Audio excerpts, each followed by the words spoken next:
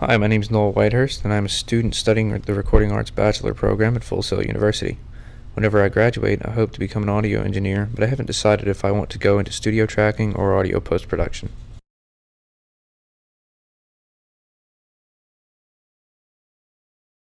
In today's media, the visual role is of a higher importance than any other.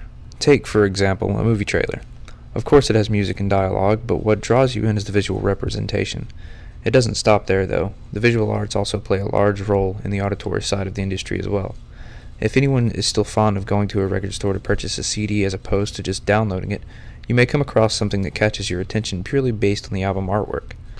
Perhaps there is a photo of the band or musician on the back of the jewel case, and they seem to be represented similarly to some of your other favorites. You decide to buy the album, and you have done so based on the artwork.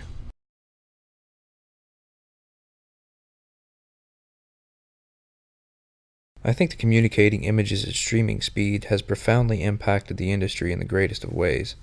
Because of the way images are passed through the internet like wildfire today, studios, sound stages, artists, etc. are able to get more exposure than ever before. Currently, a person is more likely to see the flyer for an upcoming concert at the Beecham that a friend of theirs liked on Facebook than to actually see the same flyer posted on the board at the venue. A commercial for a new TV series having its own YouTube channel is another good example. The trailer gets a view, shows up in someone's news feed, then they view it, and so on.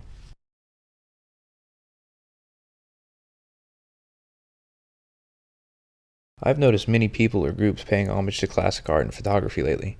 I've seen a number of Abbey Road parodies in recent years, including The Simpsons, Winnie the Pooh, or people just snapping a shot of themselves walking across this historic street in procession.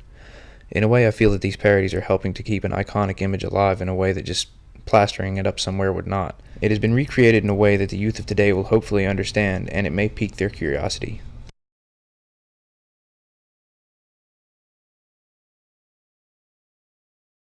The effect the visual and auditory industry has on popular imagery today is profound. It sometimes feels like, to me, that it almost has a bit of a brainwashing effect. Not in any sense of subliminal messaging, but in the sense that it is more acceptable to wear these clothes, shoes, listen to this music, drive this car, and you can live this life. I'm not a conspiracy theorist, but I do believe that the media has done a lot to change the way people perceive themselves. Therefore, we always have a desire to change our self-image to adapt to those around us.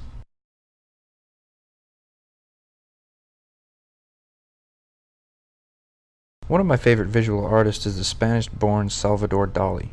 The man was undeniably eccentric, but through that seemingly near psychosis he was prominently creative. Many people know some of his most famous works, The Melted Clocks of course, but have trouble understanding it.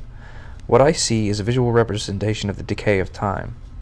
I enjoy many works from Dali, but he never created anything in my particular favorite style, Art Nouveau.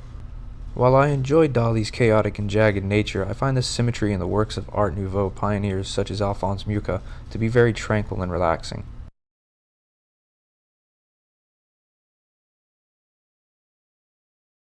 I'm more of a writer and a musician than I am a visual artist. I draw the occasional band logo, but besides that, my artistic abilities are about that of a toddler.